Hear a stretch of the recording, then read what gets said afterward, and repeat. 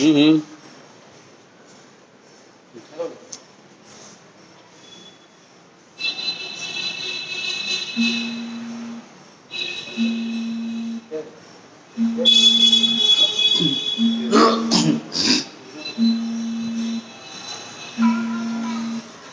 देहापरी चालवणी प्रपंच मुमुक्षु जनालय अध्यात्म चर्चा करोनी बहुलोक जे मेळवी नमस्कार त्या ब्रह्मचैतन्य सुखनाथ महाराज की जय जय जय जय जय। भगवान श्री कृष्ण कुरुक्षेत्राच्या रणांगणामध्ये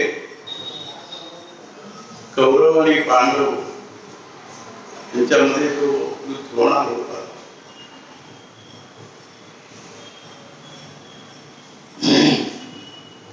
त्या युद्धासाठी कौरवांच्याकडून 7 अक्षौहिणी सैन्य आणि पांडव 11 अक्षौहिणी सैन्य आणि पांडवांच्याकडून 7 अक्षौहिणी सैन्य असे एकंदर 18 अक्षौहिणी सैन्य अगदी युद्धाला सज्ज होऊन उभे होते। ते अनेक दिवसापासून वर्षानुवर्ष त्या युद्धाची तयारी चालली होती, तरी धर्मराजाला खरोखर तो युद्ध नको होता। त्याला वाटत होतं की या युद्धामुळे किती जीवांची हानी होईल, माणसांची, प्राण्यांची। त्यामुळे आपण आपल्या राज्यासाठी, सुखासाठी, ऐश्वर्यासाठी आणि भोगासाठी असे लाखो लोकांना आपण प्राणहरण करून आम्ही काय मिळवू शकतो, आम्हाला त्यातून काय समाधान होणार आहे, या भावनेने धर्मराजाला तो खरोखर युद्ध नको होता। पण असे विचार करून बघितले तर फक्त 3घांना युद्ध पाहिजे होतं। पांडवांच्या पैकी 3घांना कोणाकोणाला युद्ध पाहिजे होतं? पहिल्यांदा द्रौपदीला युद्ध पाहिजे होतं आणि दुसरे म्हणजे भीमाला युद्ध पाहिजे होतं आणि तिसरे म्हणजे अर्जुनला पाहिजे होतं। पण याशिवाय या व्यतिरिक्त आणखी कोणाला तरी खरोखर युद्ध पाहिजे असेल तर कृष्णाला युद्ध पाहिजे होतं। अशा दृष्टीने ते चौघ्यांच्या मनामध्ये युद्ध व्हावं अशी इच्छा होती। पण धर्मराजा तो युधिष्ठिर होता, त्याच्या मनामध्ये युद्ध करण्याची इच्छा नव्हती। तो अत्यंत सात्विक माणूस होता, अगदी धर्मपरायण असा माणूस, त्याला युद्ध नको होतं। पण हे सगळे म्हणजे आता काय करायला पाहिजे असे विचार करत असताना भगवान श्रीकृष्ण द्वारकेहून पुढे काय करायचं याबद्दल विचार करण्यासाठीच आलेला होता। सगळे पांडव आणि कृष्ण वगैरे बसून विचार करून शेवटी असे ठरले की कृष्णाला शांतीदूत म्हणून पाठवायचे आणि कृष्णाने दुर्योधनला त्या गोष्टी सांगून त्याला म्हणजे त्याचे मन वळवून घेऊन काहीतरी करून युद्ध थांबवण्याचा विचार धर्मराजांच्या मनात। पण ही गोष्ट आपल्याला सगळ्यांना माहिती आहे। तेव्हा तू कृष्ण दुर्योधनाला पुष्कळ प्रकाराने सांगितलं, दुर्योधन काय मानला नाही, शेवटी युद्ध ठरलं। तेव्हा आता काय युद्ध सुरू होणार, सगळे सैनिक अगदी युद्धाच्या म्हणजे तयारीने उभे आहेत। अर्जुनला सुद्धा युद्ध करण्याचीच तयारी होती, युद्ध करण्याच्या तयारीनेच तो आलेला होता। अशा अवस्थेमध्ये, अशा परिस्थितीमध्ये अर्जुनला वाटले की आपण एकदा हे सगळे सैन्य बघून घेऊ दुर्योधनाकडे काय कोण कोण आहे आणि आपल्याकडे कोण कोण आहे हे एकदा आपण बघून घेऊ म्हणून तो कृष्णाला म्हणतो की सेनयोर उभयोर मध्ये रथम स्थापय हे अच्युता हे कृष्णा दोन्ही सैन्यांच्या मध्ये तू माझे रथ उभे कर यावदेतान्ये रिक्षेहं योद्धुकामान् अवस्थितान् कैर्मया सह योद्धव्यम् अवस्थितम् अर्थात म्हणजे कोणाकोणाकडे पाह म्हणजे कोण कोण युद्धाला तयार होऊन उभे आहेत एकदा मी बघून घेऊ आणि कोणाबरोबर मला युद्ध करायचं आहे हेही मला बघायचं आहे असे म्हटल्यानंतर सेनयोर उभयोर मध्ये स्थापयित्वा रथोत्तमम् भगवंत काय केला की अर्जुनच्या म्हणण्याप्रमाणे दोन्ही सैन्याचे मध्ये आपला रथ नेऊन उभा केला आणि त्याला सांगितलं की भीष्म द्रोण प्रमुखतः कोणासमोर अगदी विशेष करून खास करून कोणासमोर उभा केला म्हणजे तर भीष्म आणि द्रोण यांच्या समोर उभा केला सेनयोर उभयोर मध्ये रथम स्थापयित्वा रथोत्तमं भीष्म द्रोण प्रमुखतः जेव्हा अर्जुन सहज आपले बघितलं कौरव सैन्याकडे तेव्हा भीष्म आणि द्रोणांना बघितल्या बरोबर त्याच्या मनामध्ये त्यांच्याबद्दल एक वात्सल्य भाव निर्माण त्यांच्याबद्दल एक कळकळी निर्माण त्यांच्याबद्दल एक गौरव भाव निर्माण झाला त्यांनी मला पाळलेले आहे सांभाळलेले आहे मोठा केलेला आहे प्रेम केलेला आहे अशा या भीष्माबरोबर मला युद्ध करायचे आणि द्रोणाचार्य म्हणजे ज्ञानेश्वर महाराज लिहितात की द्रोणाचार्यांनीच अर्जुनला अर्जुन केले म्हणजे सामान्य अर्जुन असे म्हणून घेणाऱ्याला जगत प्रसिद्ध अर्जुन असे म्हणून घेण्यासारखे केले अर्जुनला अर्जुन केले खऱ्या अर्थाने अर्जुन केले अशा या दोघांना म्हणजे जे मला खरोखर त्यांची वाद्य पूजा करायला पाहिजे त्यांची सेवा करायला पाहिजे आणि त्यांची शुश्रूषा करायला पाहिजे अशा या दोघांना आपण युद्धामध्ये आपल्या बाणाने तीक्ष्ण बाणाने त्यांना मारून म्हणजे त्यांना अक्षरशः म्हणजे धराशायी करणे हे मला योग्य वाटत नाही अशा त्याच्या मनामध्ये एक प्रकारचं कारुण्य भाव निर्माण झाला असे म्हणतात त्यांच्याबद्दल करुणा आली त्यांना वाटलं की आता आपण भीष्म आणि द्रोणांना मारणे उचित नाही असे वाटून त्याला तो भाव इतका मनामध्ये भरून आला तो त्या भावनेने काय झालं की तिथे सगळे त्याचे व्यक्तित्वच संपूर्ण म्हणजे हे होऊन गेले म्हणजे निःशब्द होऊन गेले बाबा म्हणत असेल की त्यावेळी अर्जुनला नर्व्स अटॅक आल्यासारखे केला त्याच्या शरीरामध्ये काही स्थिरताच राहिली नाही अर्थात तो अर्जुनच म्हणतो की अर्थात या म्हणजे आपल्या स्वजनांना स्वजनम हे कथम महत्व सुखिनस्याम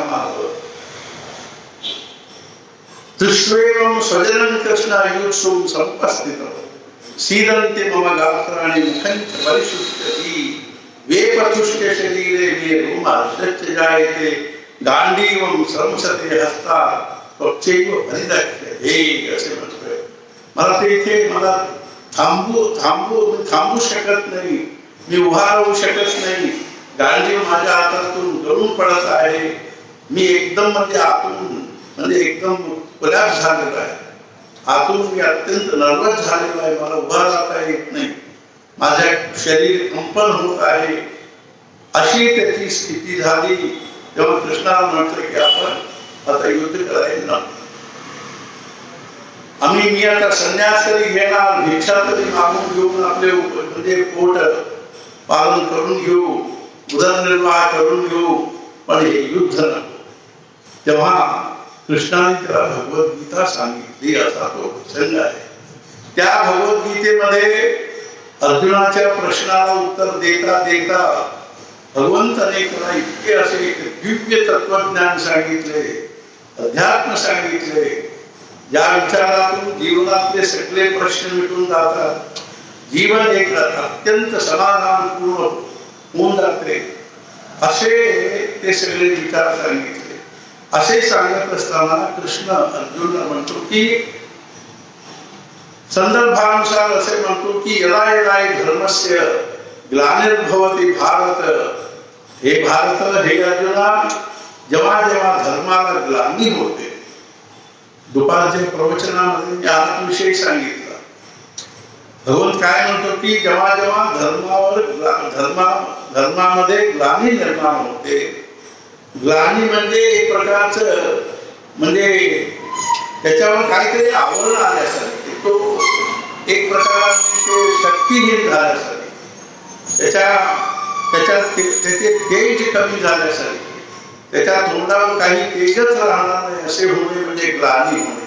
मनाला ग्लानी म्हणजे मन एकदम म्हणजे अस्वस्थ होणे, मनाला म्हणजे शीण वाटणे. ग्लानी होणे म्हणजे शीण वाटणे, अस्वस्थ होणे, किंवा मनावर काहीतरी आवरण येणे. जसे विस्तवावर राख म्हणजे आले तर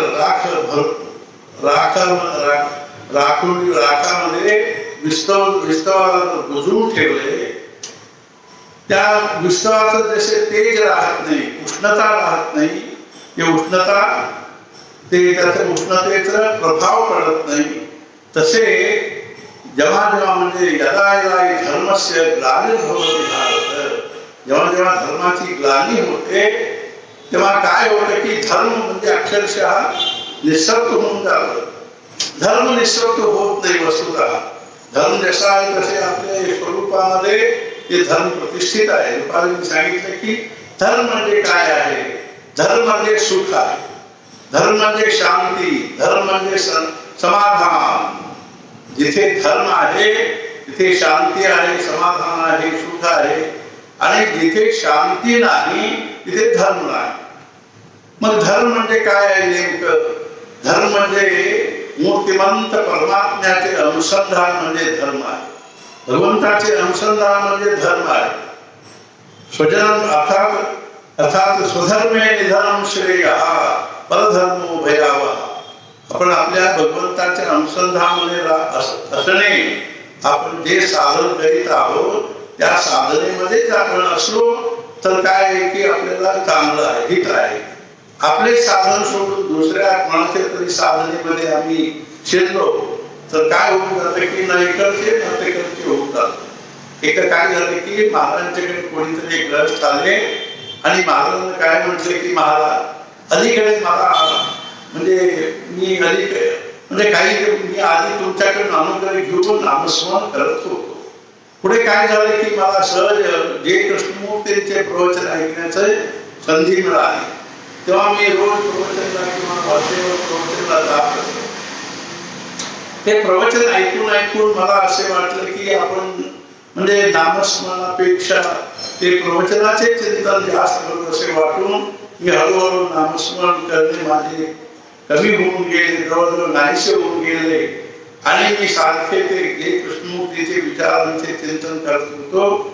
पण शेवटी काय झाले की त्यांचे विचारांचे काहीही मला कळलं नाही.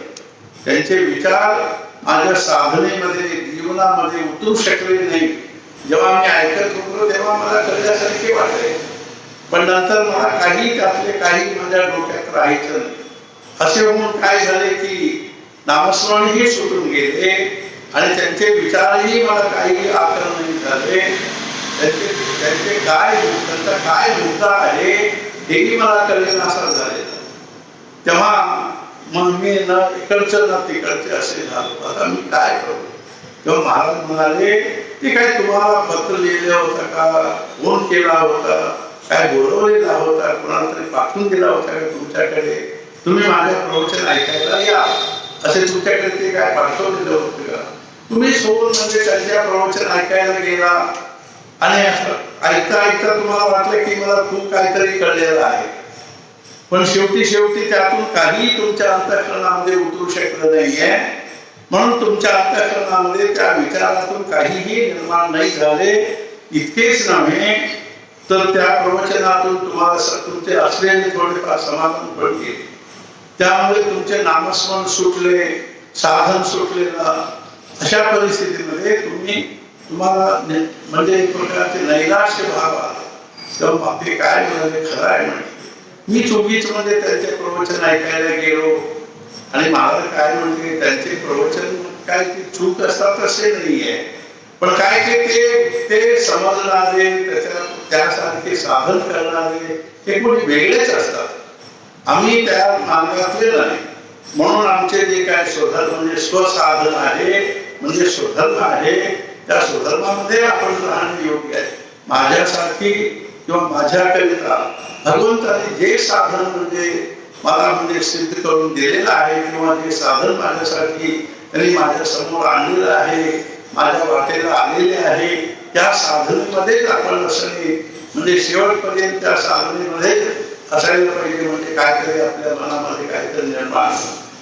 म्हणून मी काय म्हटलं की ते अर्थात स्वधर्मे निधनम श्रेय परधर्मो भयासुदे. पण इथे भगवंत काय म्हणतो की यदा यदा धर्मस्य ग्लानिर्भवति भारत, जेव्हा जेव्हा धर्माची ग्लानी होईल, म्हणजे समाजामध्ये इतकेच नव्हे, व्यक्तिगत जीवनामध्ये, कौटुंबिक जीवनामध्ये, सामाजिक जीवनामध्ये, राष्ट्रीय जीवनामध्ये जेव्हा जेव्हा काय होते की धर्माची ग्लानी होते, म्हणजे धर्माविषयी आपली प्रवृत्ती कमी होते, धर्माचरणाविषयी प्रवृत्ती कमी होते. त्यामुळे काय होते की मन सारखे बहिर्मुख होत. आपल्या पाच ज्ञानेंद्रियापासून आपले मनोवृत्ती सारखे प्रपंचाच्या विषयाकडे धावत असतात. त्यामुळे काय होते की मनामध्ये एक प्रकारचं असमाधान निर्माण होतं. असमाधान निर्माण होऊ लागले की हळूहळू आपल्या मनामध्ये असलेले सात्विक भाव कमी होऊन रजोगुण आणि तमोगुण जास्त वाढू लागतात. आपल्या अंतःकरणामध्ये तमोगुण वाढून त्या तमोगुणाप्रमाणे आपण वागू लागलो. समजायला पाहिजे की आपल्या अंतःकरणामध्ये आसुरी शक्तींचा प्रवेश झालेला आहे. आपल्या अंतःकरणामध्ये आसुरी शक्तीच वाढलेला आहे. भगवत काय म्हणतो की जेव्हा जेव्हा म्हणजे यदा यदा धर्मस्य ग्लानिर्भवति भारत अभ्युत्थानम् अधर्मस्य तदात्मानं सृजाम्यहं. तेव्हा मी अवतार घेऊन येतो परित्राणाय साधूनां, म्हणजे जे आपल्या अंतःकरणाने सात्विक आहे, साधन तत्पर आहे, धर्माविषयी म्हणजे भगवंताच्या अनुसंधानाविषयी ज्यांना आवड आहे, त्यांचे मी योगक्षेम म्हणजे त्याचे संरक्षण करतो. परित्राणाय साधूनां म्हणजे सज्जन लोकांना, सात्विक लोकांना, अंतर्मुख वृत्तीच्या लोकांना मी त्यांचे संरक्षण करतो. अर्थात परित्राणाय विनाशाय दुष्कृतां, मी दुष्कृत्य करणाऱ्यांना विनाश करतो. आणि काय परिस्थिती आहे, पूर्वी काय होतं की पूर्वी अशी कल्पना आहे म्हणा किंवा पुराण वगैरे त्याच्यामध्ये सांगितलेले आहे, पूर्वी मोठमोठे राक्षस म्हणजे राहत असत. म्हणजे रावण, कुंभकर्ण वगैरे मोठे मोठे राक्षस झाले. तसेच म्हणजे अत्यंत दुष्प्रवृत्तीचे लोक, क्रूर हिंसात्मक लोक आणि समाजाला सारखे काहीतरी त्रास देणारे अशी माणसं तेव्हा होती. त्या माणसांना मनुष्य शक्तीने त्यांचे म्हणजे अभिमान नष्ट करणे किंवा त्यांची शक्ती नष्ट करणे हे मनुष्य शक्तीने होत नव्हतं. तेव्हा भगवंत काय करायचं की त्या माणसांचे संरक्षण करण्याकरिता, समाजामध्ये चांगली जी माणसं आहे त्यांचे संरक्षण करण्याकरिता भगवंत स्वतः देह धारण करून येत असत. भगवंताला देह धारण करण्यासाठी काय खूप परिश्रम लागतो असं नाही. तो कुठेही केव्हाही भक्त ज्या भावनेने त्याचे भजन करतो, भक्त ज्या भावनेने त्याची उपासना करतो किंवा आराधना करतो, त्या भावनेप्रमाणेच भगवंत कुठून येत नाहीये. भगवंत जिथे आहे तिथेच आम्ही जिथे आहोत तिथेच भगवंत प्रगट होतो. म्हणजे याचा अर्थ असा आहे की जे निर्गुण निराकार परमात्मा स्वरूप संपूर्ण जगाला व्यापून राहिलेले आहे, तेच निर्गुण निराकार परमात्माच आपल्या भावनेप्रमाणे साकार होऊन येतो. मी दुपारी एक उदाहरण सांगितले की कोणीतरी म्हणजे गोपीनाथ कविराज म्हणून होते, त्यांनी एक लहानपणी एक प्रोफेसरना भेटले, त्यांना विचारले होते शील म्हणून, ते फार मोठा विद्वान पण विदेशी माणूस होता, त्यांना विचारले की म्हणजे भगवान श्रीकृष्ण म्हणा, राम म्हणा, हे जे दर्शन देतात म्हणजे नेमकं काय होत?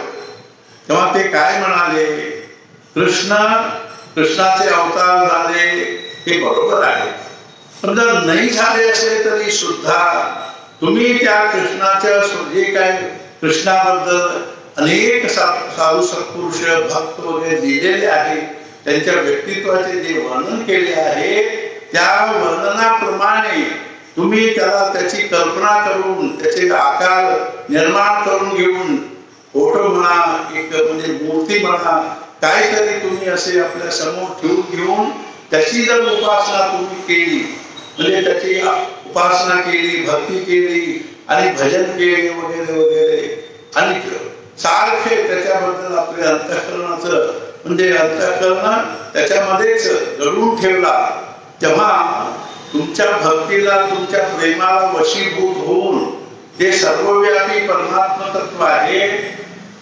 त्यावेळी ते काय म्हणाले, तुमच्या भक्तीला तो भगवंत अयोध्येहूनच यायला पाहिजे असे काय नाहीये, म्हणजे तो अवतार ते इथपर्यंत म्हणाले की ते अवतार झालेला असो किंवा नाही झालेला असो, पण तुम्ही ज्या स्वरूपामध्ये त्याचे भजन करता, भक्ती करता, तो निर्गुण निराकार परमात्मा जो सर्वव्यापी आहे, तो त्या स्वरूपामध्ये तुमच्या समोर प्रगट होतो, म्हणजे निर्गुणच सगळं होऊन जातो. जसे काय की स्टीम आहे, वाफ आहे ना, ते वाफला काय आकार नाही, काय नाही, ते वाफाला मी थंड पण दिले, त्याचे म्हणजे त्याला शीतल केले किंवा त्याला म्हणजे थंड हे केले तर ते पाणी होतं. पाणीला थोडेफार आकार आलेला आहे. पाणी म्हणजे ज्या पात्रेमध्ये पात्रामध्ये पाणी घालतो ते पाणी त्या पात्राच्या आकाराचं होतं, आणि त्या पाणीला परत आम्ही म्हणजे थंड केलं, फ्रीज मध्ये वगैरे ठेवलं, तेव्हा त्याचं बर्फ तयार होतं, म्हणजे त्याला एक निर्दिष्ट आकार देतो.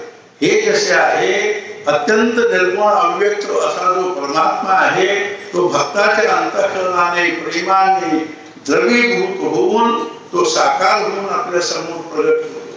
म्हणूनच हजारो सैकडो भक्तांना भगवंतांनी प्रत्यक्ष दर्शन दिलेले असे आम्ही वाचतो, हातात ऐकतो किंवा पुष्कळ लोकांना त्याचा अनुभव पण असेल. म्हणून मी काय म्हणतो की तो यदा यदा धर्मस्य ग्लानिर्भवति भारत अभ्युत्थानम् अधर्मस्य तदात्मानं सृजाम्यहम्, त्यावेळी आसुरी भाव जो होता, म्हणजे आसुरी शक्ती जी होती, ते म्हणजे व्यक्ती रूपाने होती, माणसांच्या रूपाने आसुरी शक्तीचं कार्य चालत होता. पण सध्याची परिस्थिती अशी आहे, आता त्या आसुरी स्वरूपाचे माणसं नाही, आता म्हणजे आसुरी स्वरूपाचे माणसं आपल्याला भेटत नाही किंवा अशा स्वरूपामध्ये कोणी आपल्याला दिसत नाही.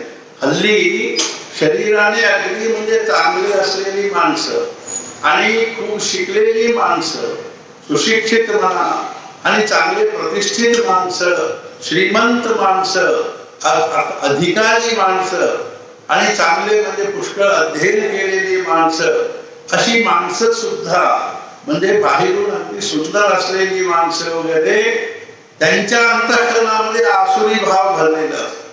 त्यांच्या अंतःकरणामध्ये ते आतून सूक्ष्म रूपाने असुर असतात. पूर्वी स्थूल रूपाने असुर असायचे. त्या स्थूल रूपाच्या असुरांना मारण्यासाठी भगवंताला सुद्धा स्थूल रूपच घेऊन यावं लागत. पण आता असुर कसे आहे, राक्षस कसे आहे, चांगल्या चांगल्या माणसामध्ये, त्यांच्या अंतःकरणामध्ये, त्यांच्या मनामध्ये, त्यांच्या बुद्धीमध्ये तो आसुरी भाव भरलेले असल्यामुळे आम्ही बघतो की मोठमोठे चांगले चांगले शिकलेली माणसं एवढे प्रचंड म्हणजे दुष्कृत्य करत असतात. म्हणजे अशा माणसांना मी मारतो याचा अर्थ परित्राणाय साधूनाम, समाजामध्ये ते सामान्य माणसांना इतके त्रास देत असतात, ते आपल्या आसुरीपणाने त्यांचे जीवनच त्रस्त करून सोडतात. अशा माणसांना मारणे म्हणजे त्यांचे आसुरी भाव मारणे. त्यांचे आसुरी म्हणजे त्यांच्या अंतःकरणातले जे आसुरी भाव आहे, तमोगुणी भाव आहे, ते आसुरी भाव मारण्यासाठीच महाराज म्हणाले की सध्याचं जे अवतार आहे ते अंतःकरणातले आसुरी भाव मारण्यासाठीचा अवतार आहे. कुठला अवतार आहे तर महाराज म्हणाले की नामाचा अवतार आहे. अर्थात नामाचा अवतार असा आहे की बाहेरून चांगली चांगली माणसं म्हणून घेणारे जी माणसं आहे त्या माणसांच्या अंतःकरणामध्ये जे आसुरी भाव भरलेला आहे. आम्हाला वाटतं की काय चांगला माणूस आहे, बाहेरून वगैरे बघितले तर खूप चांगला वाटत असतो, पण आतून अत्यंत दुष्ट असतो, क्रूर असतो किंवा दुष्कर्मी असतो किंवा अहंकारी असतो, आसुरी भावाचा असतो.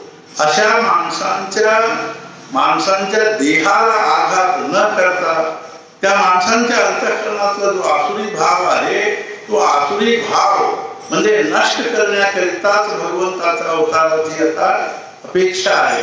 म्हणजे असे अवतार जर कोणाचे असे अवतार असेल तर भगवंताच्या नामाचे अवतार आहे.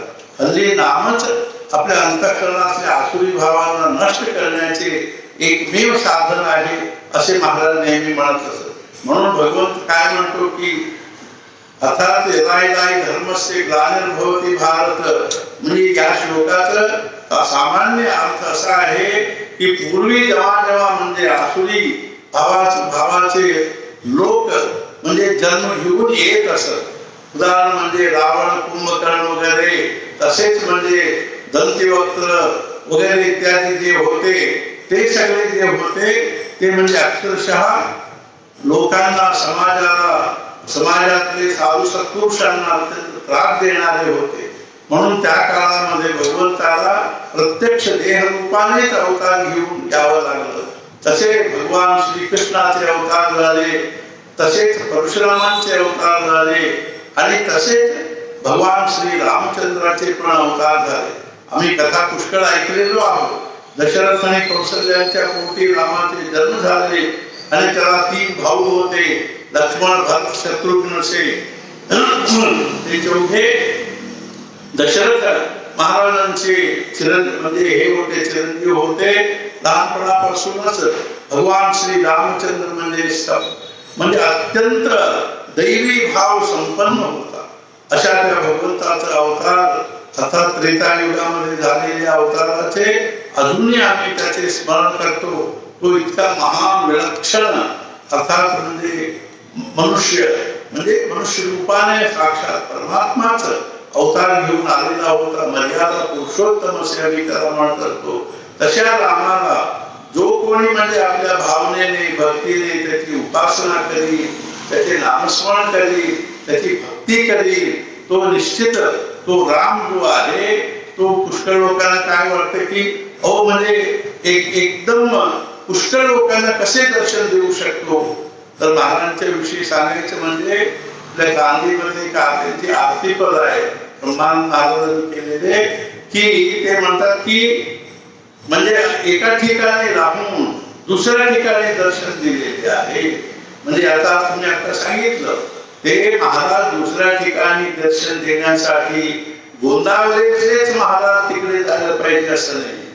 म्हणजे निर्गुण निराकार जो परमात्मा आहे तो परमात्मा त्या भक्तांच्या मनामध्ये असलेल्या भावनेप्रमाणे तो महाराजच होऊन त्यांच्या समोर काय होतो की प्रगट होतो.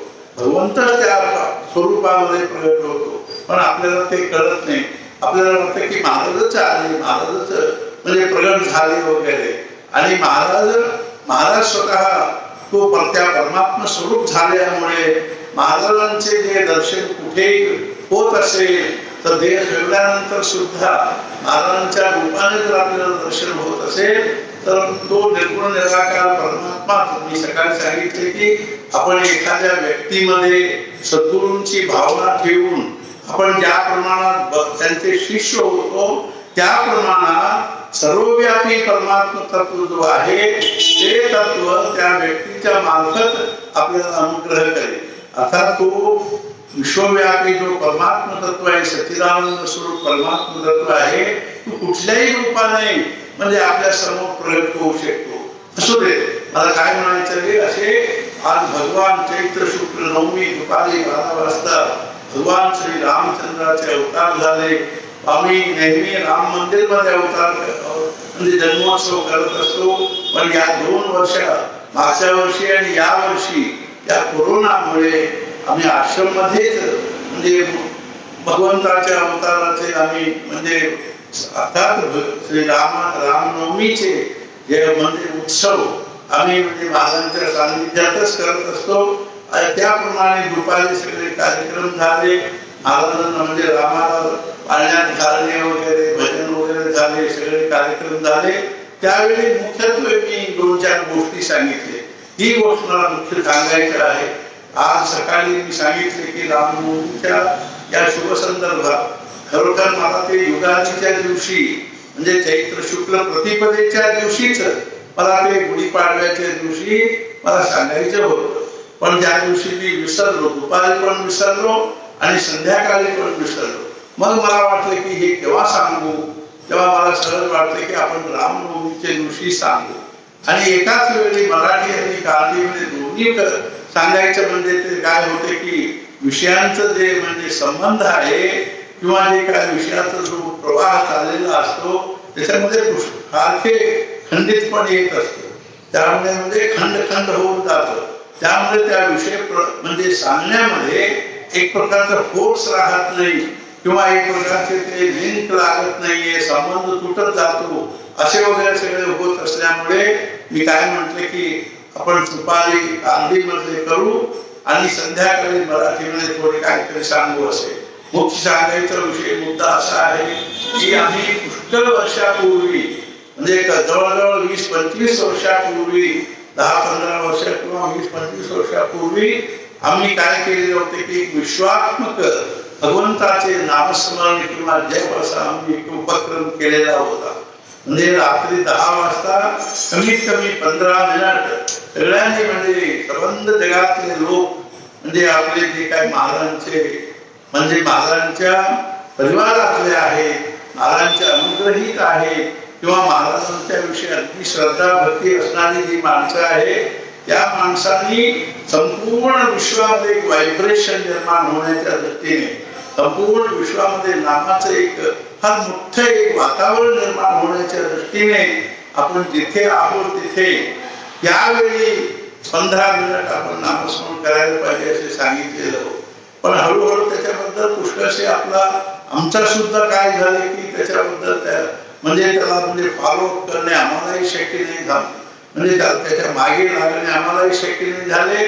आणि परमार्थाचे म्हणा किंवा आध्यात्मिक साधनेचे म्हणा म्हणजे एकंदर चांगलेपणाचे काय परिस्थिती आहे माणसाच्या म्हणजे मनामध्ये म्हणा, जीवनामध्ये, व्यक्तित्वामध्ये, व्यक्तीमध्ये काय परिस्थिती आहे म्हणजे तर समजा एका उंच भूमीवर आम्ही पाणी ओतल्याबरोबर ते पाणी जसे म्हणजे खाली म्हणजे जमिनीकडे वाहत जाते म्हणजे त्या उंचीतून पाणी खाली वाहत जाते तसे माणसांना समजा माणसांचे मन असे आहे ते सारखे म्हणजे खाली वाहत असतात. म्हणजे चांगल्या गोष्टीतून हळूहळू सुटून म्हणजे आपल्या म्हणजे सामान्य क्षुल्लक गोष्टीकडे आमचे मन सारखे म्हणजे वाहून जात असतं. त्यामुळे सारखे त्याला म्हणजे आपण काय करावं लागतं की वरती नेण्याचा प्रयत्न करावा लागतं. मन कुठल्याही म्हणजे चांगलेपणातून सुटायला त्याला वेळ लागत नाही, चांगले करायला वेळ लागतं. अर्थात म्हणजे काय चांगलीची चाल सावकाशाची आणि वाईटाची चाल झपाट्याची. बिघडायला काय वेळ लागत नाहीये, सुधारायला फार वेळ लागतो. अत्तराचा पोवा नाकापर्यंत न्यावा लागतो आणि मेल्याचा दुर्गंध मैलावरून येतो असे म्हणतात. म्हणजे वाईट घडायला वेळ लागत नाही, चांगले घडून घ्यायला फार वेळ लागतो. म्हणून आपण सारखे प्रयत्न करायला पाहिजे. आणि महाराजांच्या शब्दामध्ये सांगायचं म्हणजे अशा विषयी आपल्यामध्ये 3 गोष्टी असायला पाहिजे. पहिली गोष्ट म्हणजे निष्ठा असायला पाहिजे. या साधनेतूनच माझे कल्याण होणार आहे, त्या साधनेनेच मला काहीतरी प्राप्त होणार आहे. माझे जीवनामध्ये जे काय थोडेफार शांती समाधान पाहिजे असेल ते फक्त नामस्मरणानेच मला समाधान मिळणार आहे अशी आपली निष्ठा पाहिजे. अर्थात महाराजांनी सुद्धा नामस्मरण का सांगितले याविषयी मी रुपाने एक उदाहरण सांगितलं. काय आहे थोडक्यात सांगतो. काय आहे की समजा माणसाला जगण्यासाठी म्हणजे पहिली गोष्ट म्हणजे थोडा म्हणजे आहार पाहिजे. म्हणजे रोटी कपडा मकान असे आम्ही म्हणतो. अन्न म्हणजे आसन म्हणजे घर किंवा आणि वस्त्र हे तरी कमीत कमी आपल्याला पाहिजे असे म्हणतात. आणि समजा हे एखाद दिवस नाही आहे एखाद वेळ नाही आहे तरी सुद्धा माणूस जगू शकतो राहू शकतो. पण याच्यापेक्षा म्हणजे अत्यंत आवश्यक वस्तू म्हणजे पाणी आहे. ते पाणी नसेल तर आम्हाला किती त्रास होतो.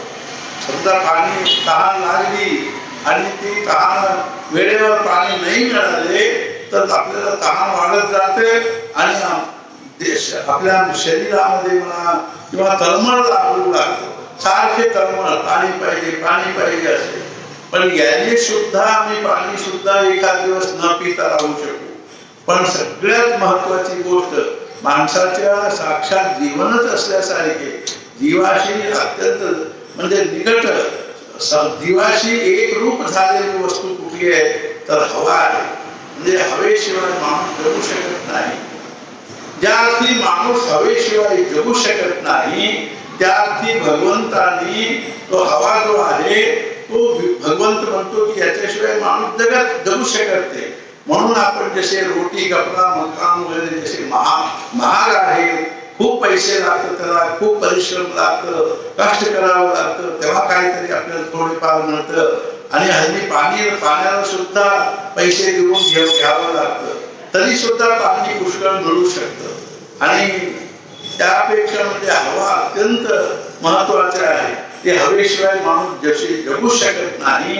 महाराज काय म्हटले तसे माणसाचे जीवन असं आहे की माणसाला समाधानाशिवाय राहू शकत नाही जगू शकत नाही. माणूस समाधान नसल्यामुळे ते समाधानाचे म्हणजे प्रमाण वाढत गेले तर त्याला जगणे सुद्धा कठीण होऊन जातं. हे सगळे सुसाईड वगैरे करून घेतात आम्ही बघतो.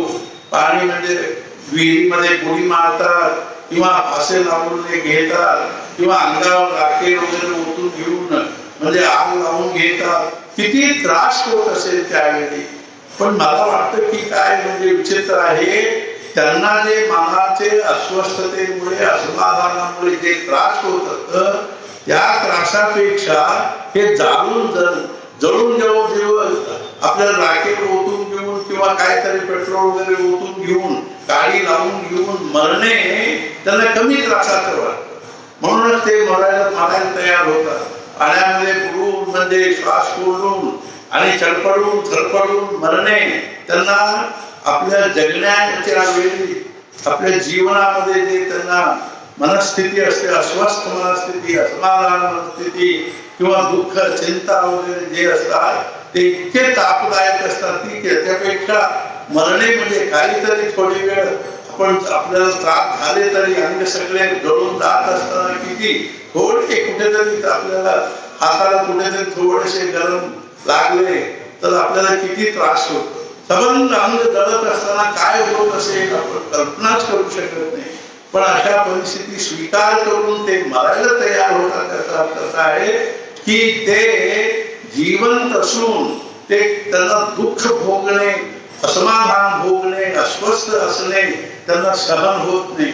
म्हणून भगवंताला या परिस्थितीमुळे भगवंताला असं वाटलं की यांना समाधानासाठी जसे पाण्यात हवेशिवाय माणूस जगू शकत नाही ते समाधानाशिवाय जगू शकत नाही आणि जगले तरी इतके त्रास भोगत जगत असतात की त्यांना म्हणजे एक क्षणभर सुद्धा समाधान असत नाही. पण अशा माणसांना भगवंताला वाटलं की आपण यांना म्हणजे पैसे वगैरे देऊन किंवा काहीतरी कष्ट करून काहीतरी परिश्रम करून मिळवून घेण्याच्या साधनेपेक्षा त्यांना म्हणजे अगदी मुक्तपणे मिळण्याचे साधन द्यायला पाहिजे असे विचार करूनच जसे हवेला पैसे लागत नाही हवा पुष्कळ आपल्याला मिळू शकतं तसे भगवंताला वाटलं की आपण यांना समाधानाकरिता असे एक साधन सांगू, त्या साधनेसाठी यांना परिश्रम करावा लागणार नाही, पैसे खर्च करावे लागणार नाही. त्यासाठी जीवनाचं म्हणजे आपल्या रोजच्या जीवनाचे एक म्हणजे ठराविक बदल करून घेण्याची काही जरूर नाहीये. त्यांचे जे काही पॅटर्न असेल त्या पॅटर्न मध्ये त्यांना म्हणजे जगू शकतात. त्यांचा प्रपंच जसा आहे तसे ते प्रपंच करू शकतात. पण असे हे सगळे असून त्यांना समाधानाचे साधन एकमेव साधन म्हणजे समाधानाचे एकमेव साधन सांगण्याच्या दृष्टीने उद्देशाने भावनेने भगवंत काय म्हटले की तुम्ही नामस्मरण करा. म्हणून महाराज सुद्धा काय म्हणाले, जसे माणूस समाधानाशिवाय राहू शकत नाही आणि त्या समाधानाला म्हणजे आपल्याला जर साधन खूप म्हणजे पैसे देऊन मिळवून घेणारे जर असेल तर आपल्याला समाधान कसे मिळणार. म्हणून अगदी म्हणजे फ्री ऑफ कॉस्ट काही एक पैसे खर्च करायचे नाही असे साधन म्हणजे भगवंताचे नामस्मरण आहे. म्हणून महाराज आयुष्यभर सांगतात. अर्थात म्हणजे नामस्मरणानेच समाधान होणार. अर्थात कसं आहे की म्हणजे सत्पुरुषांचे शब्द म्हणजे असे असतात की जगातले कोणीही त्या शब्दाला नाकारू शकत नाही. समाधान पाहिजे असेल तर ते समाधान देवबुद्धीमध्ये असणाऱ्या माणसांना या जगातल्या कुठल्याही वस्तू व्यक्ती परिस्थितीने मिळणार नाही. ते समाधान मिळवण्यासाठी त्यांना अंतर्मुखच व्हावं लागतं. अंतर्मुख होऊन आपल्या अंतरंगामध्ये जे समाधानाचा सोर्स आहे, समाधानाचा जो भंडार आहे, आनंदाचा जो सागर आहे, त्या सागराशी त्या भंडाराशी त्या सोर्साशी आपण संबंध जोडून घेतल्याशिवाय तद्रूप झाल्याशिवाय आपल्याला समाधान मिळणार नाही. म्हणून ते अंतर्मुख होऊन त्या अंतरंगामध्ये असलेल्या सच्चिदानंद परमात्मा स्वरूपाशी तादात्म्य होण्यासाठी एकमेव साधन म्हणजे भगवंताचे नाम आहे.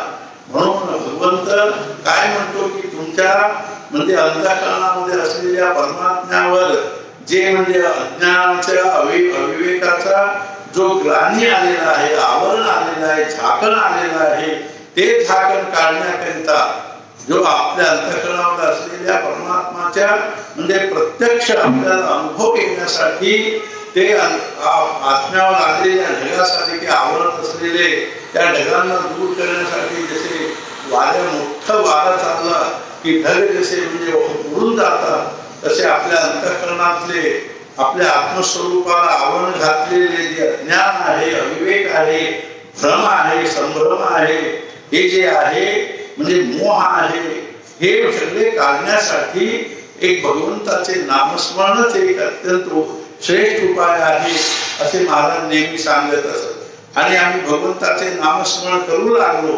भगवंताचे आपल्या अंतःकरणामध्ये अवतार होऊन आपल्या अंतःकरणामध्ये असलेले आनंद स्वरूप, सुख स्वरूप जे धर्म आहे, जे परमात्मा स्वरूप आहे, त्या धर्मावर आलेला जो अज्ञानाचा, विवेकाचा किंवा दुःखाचा, चिंतेचा किंवा काळजी करण्याचा वगैरे जे आवरण येऊन आपण दुःखी कष्टी झालेलो आहोत, ते दुःख कष्ट निवारण करण्यासाठी आपल्याला भगवंताच्या नामाशिवाय दुसरा उपाय नाही.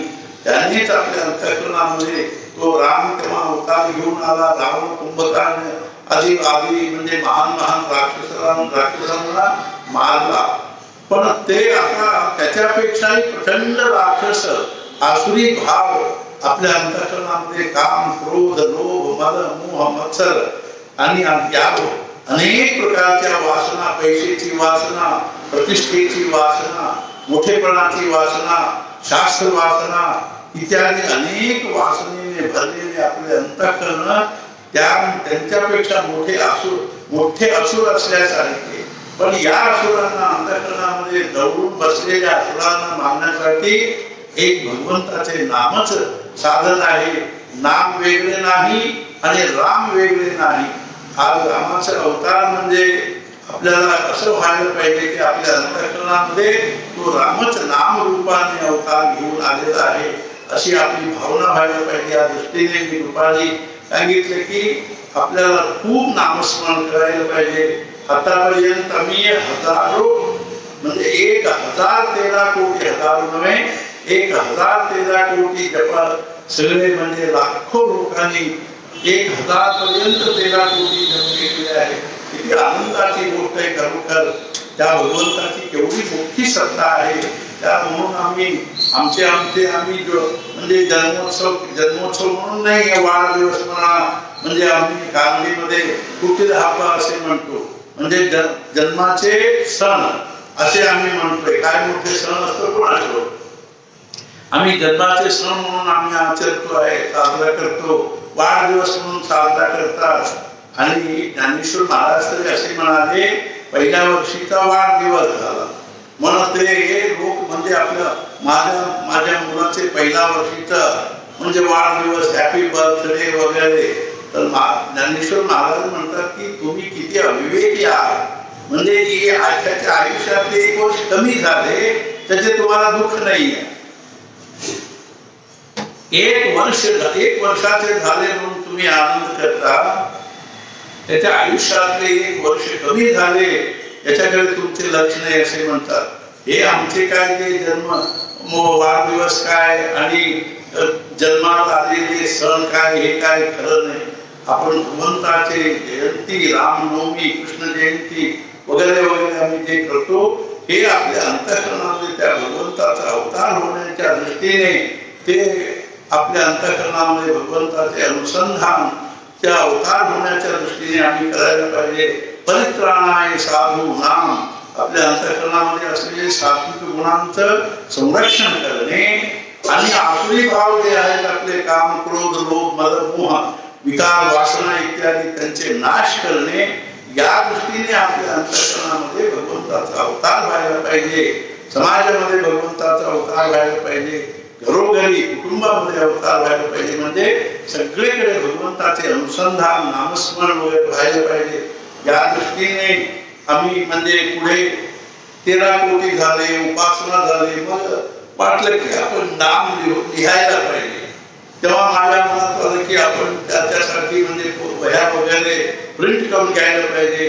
आतापर्यंत 1,20,000 वह्यांचे म्हणजे वितरण झालेले आहे. सगळीकडे त्याचे विल्हेवाटी झालेले आहे. आणि आम्ही त्या लोकांच्याकडून सुद्धा पुष्कळशे वह्या लिहून येत आहेत. आज तुम्ही याच्यामध्ये वगैरे व्हॉट्सअपमध्ये वगैरे बघितलं असाल. आज पूजा झाली, किती म्हणजे काय छान पूजा झाली. आणि आज आम्हाला सहज एक असे मनात विचार आले की आपण एक मोठं पुस्तक करून घ्यायला पाहिजे नामस्मरण लिहिण्यासाठी, म्हणून वही करून घ्यायला पाहिजे. म्हणून आम्ही बेंगळूरला सांगितलं. त्याप्रमाणे आज मोठी एक वही, म्हणजे या पुस्तकांचे 6 पटीचे म्हणजे नाम एका पानावर मावेल असे आम्ही 333 नाम एका पानावर आम्ही लिहू शकू, अशी मोठी एक वही आम्ही तयार करून घेतलेली आहे. आज त्याचे पण उद्घाटन झाले. इथे मंदिरमध्ये ठेवलेलं असतं.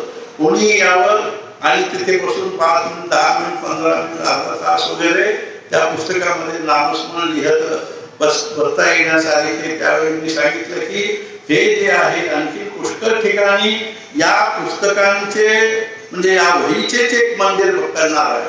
म्हणजे या वहीचे मंदिर म्हणजे एक छोटेसे मंदिर बांधायचं, त्याच्यामध्ये 4 वह्या ठेवायचे, तिथे माणसं यायचं आणि फक्त लिहायला बसायचं. असे त्या वहीचेच एक मंदिर आपण करायचा विचार आहे. आणि इतकेच नव्हे, मी दुपारी सांगितलं की ज्या म्हणजे कोणाला तरी म्हणजे आपल्या घरी सुद्धा अशी एक मोठी वही पाहिजे. अशी मोठी म्हणजे 4 वह्यांची एक वही म्हणा, 6 वह्यांची एक वही पुस्तक आपल्या घरी पाहिजे असेल तर तेही आम्ही करून देऊ. त्याला काय खर्च येईल वगैरे त्यांना विचारू. त्याप्रमाणे तुम्ही त्यांचे खर्च देऊ शकाल तर आम्ही म्हणजे 200 पानाचे, 400 पानाचे, 1000 पानाचे, आम्ही आता सध्या 1000 पानाचे ते पुस्तक करून आणलेले आहे. पण त्यांच्याकडे 20,000 पान प्रिंट आहे, तयार आहे. ते म्हणाले की तेही आम्ही तुम्हाला पाठवून देतो. आम्ही इथे महाराजांच्या समोर 4 असे पुस्तक ठेवणार आहे. म्हणजे एका पुस्तकासमोर दोघे बसून लिहू शकतात असे आम्ही 4 पुस्तक ठेवण्याचा विचार केले. 4 पुस्तक येतील आणि इकडे बायकांच्याकडे 2 आणि पुरुषांच्याकडे 2. अगदी शेवटी ते पुस्तक ठेवलं की दिवस कोणी यावं आणि तिथे त्या पुस्तकामध्ये लिहावं, अशा पद्धतीने हे करणार आहे. आणि तसेच मला काय वाटतं की म्हणजे फार पूर्वीची गोष्ट आहे, तेव्हा म्हणजे मी एक विश्वात्मक जप म्हणून हे केलेलं होतं. त्याला वैश्विक जप असे ते मराठीमध्ये म्हणतात. म्हणजे संपूर्ण विश्वव्यापी जे नामसाधक लोक आहेत ते सगळ्यांनी थोड्या एका वेळीच म्हणजे आपापल्या घरी जिथे असतील तिथे एक 10 मिनिट 15 मिनिट बसून जप करणे. आणि त्याने काय होतं की एकाच वेळी तेवढे नामस्मरणाचे एक व्हायब्रेशन निर्माण, वातावरण निर्माण होतं. या दृष्टीने आम्हाला वाटलं की आपण एक अशा पद्धतीने म्हणजे विश्वात्मक जप आम्ही म्हणजे हे करू, विश्वव्यापी जप एकाच वेळी. पण त्यावेळी आम्ही काय म्हटलेलं होतं की 10 वाजता 15 मिनिट जप करायचं असे मी म्हटलेलं होतं.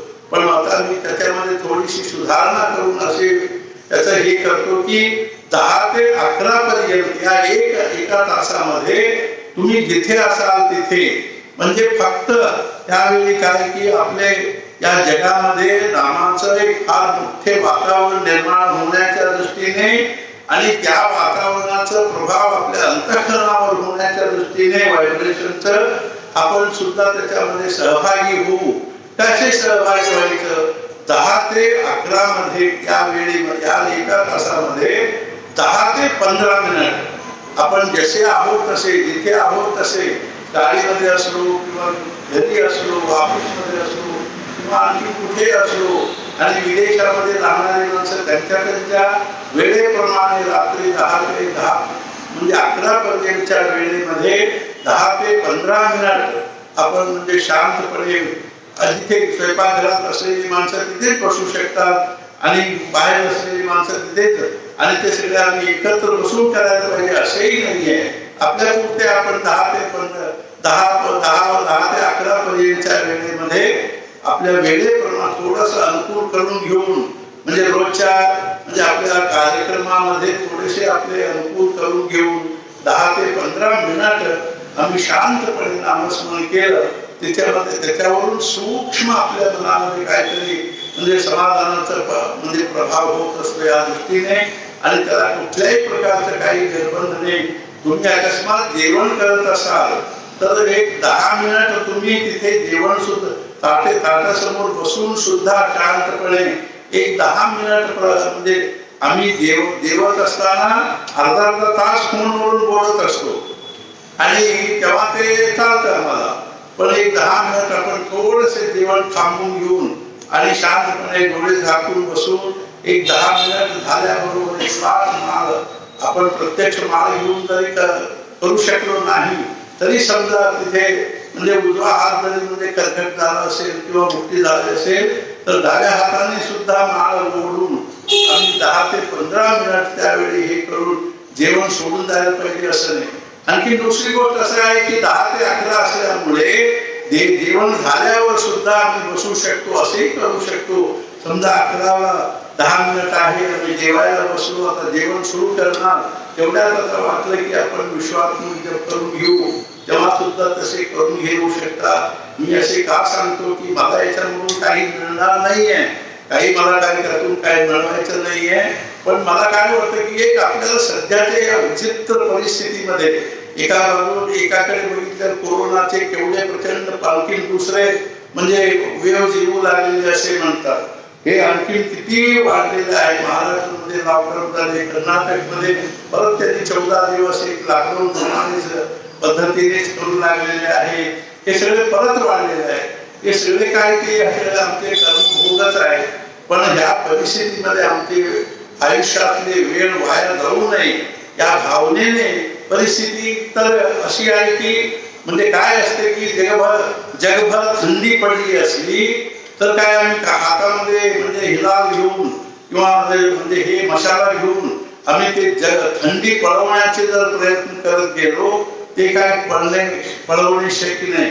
मग आपण काय केलं पाहिजे, आपण अंगात बंडी घालायला पाहिजे. म्हणजे स्वेटर घालून घेतलं की आपण आपल्या पुरते तरी थंडी हे होणार नाही. हे जसे आहे तशा सध्या कोरोनाच्या या परिस्थितीमुळे आपण कोरोनाने सुरक्षित राहून आणि ती वेळ सार्थक करून घेण्यासाठी नामस्मरण करायला पाहिजे. आणि आम्ही लिहिण्याच्या दृष्टीने असे मला वाटलं की आम्ही आता धारवाडमध्ये किंवा हुबळीमध्ये असे कुठेतरी एक मंदिर निर्माण करून जगापुढे असे नामस्मरणाचे लिखाणाचे पण एक मंदिर असतं असे आम्ही ते म्हणजे हे करणार आहोत, जगापुढे ठेवणार आहोत. आणि त्याच्यामध्ये काय असते की तिथे काय आरती नाही, भजन नाही, काय नैवेद्य नाही, प्रसाद नाही, काय नाही.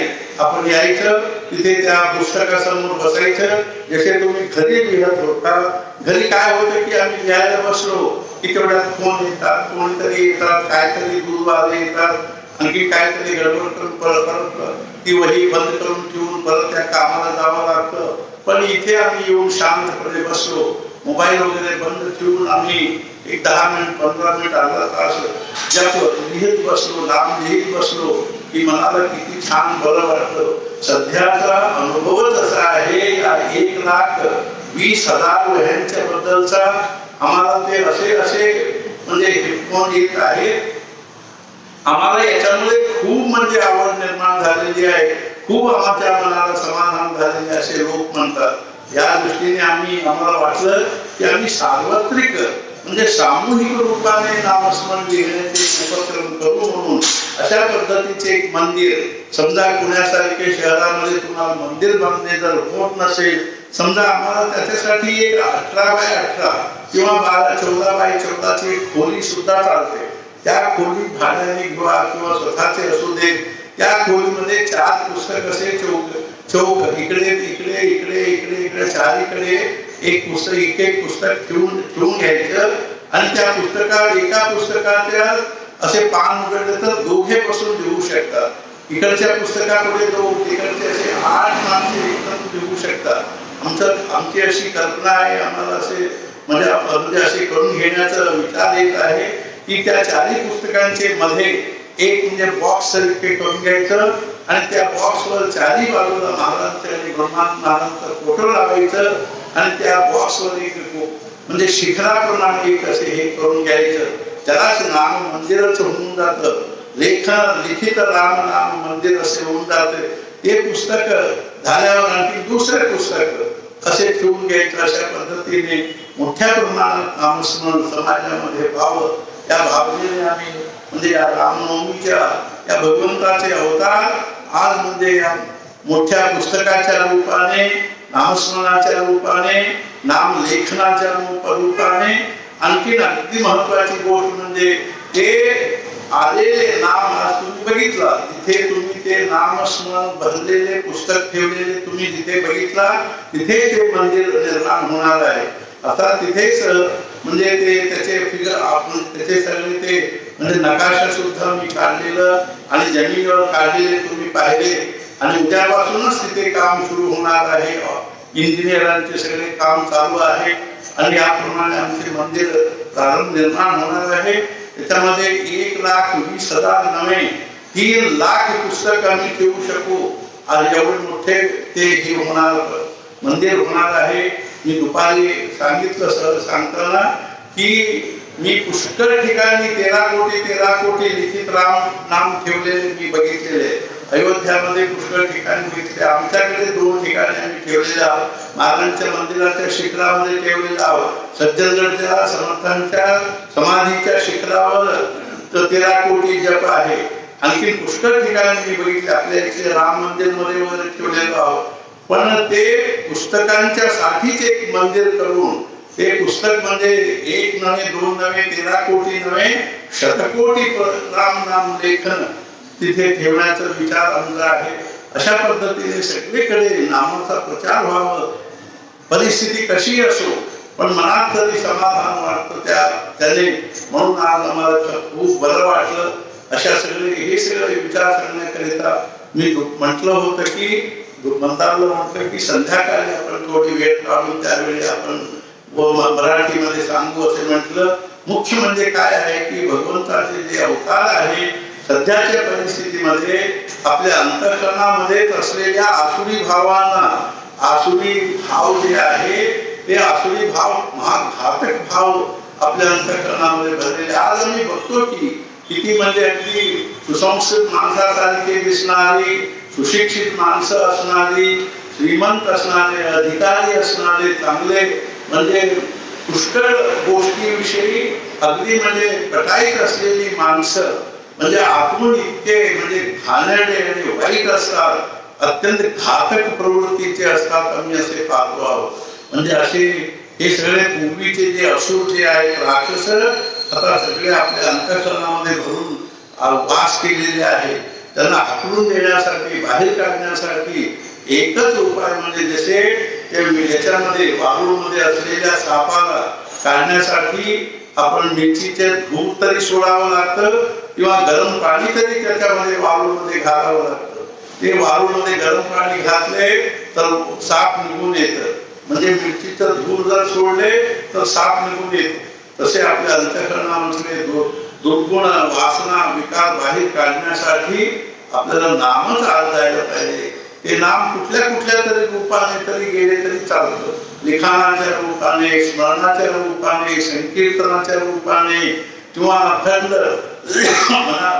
तोंडामध्ये सारखे जपाच्या रूपाने, अजपा जपाच्या रूपाने असेही आपल्या अंतःकरणामध्ये नाम चालणे फार महत्वाचं आहे. त्या दृष्टीने आम्हाला खूप बरं वाटतं. महाराजांना म्हणजे खरोखर किती बरं वाटत असेल. इतकी माणसं आम्ही कळकळीने नामस्मरण करतो. महाराष्ट्र आणि कर्नाटक मध्ये सध्या तरी आम्ही बघतो लाखो लोक नामस्मरण करतात. हे बघून आम्हाला खूप बरं वाटतं, समाधान वाटतं. आम्ही सुद्धा त्याच्यामध्ये खूप नामस्मरण करू असे आम्हालाही वाटतं. म्हणजे आम्ही म्हणून महाराजांच्या चरणी मी अगदी कळकळीने प्रार्थना करतो की महाराजांनी आपल्या सगळ्यांना आयुष्य आरोग्य आणि ऐश्वर देवो. त्यापेक्षा आम्हाला खरोखर भगवंताची भक्ती, भगवंताच्या श्रीचरणामध्ये आपली भक्ती असावी आणि भगवंताच्या नामामध्ये आपले प्रेम असावं आणि सद्गुरूचरणी आपली निष्ठा असावी. निष्ठा आम्ही सांगितले 3 गोष्टी पाहिजे. पहिली गोष्ट म्हणजे निष्ठा आणि दुसरी गोष्ट म्हणजे चिकाटी तळमळ आणि तिसरी गोष्ट म्हणजे चिकाटी. हे 3 गोष्टी असतील तरच आपल्या साधनेमध्ये काहीतरी घडता येईल. पहिल्यांदा निष्ठा पाहिजे अनेक माझे कल्याण होणार आणि दुसरी गोष्ट म्हणजे तळमळ पाहिजे. यासाठी आमचे असे तळमळ महाराज म्हणाले की आमची तळमळ अशी पाहिजे भगवंताच्या दर्शनासाठी.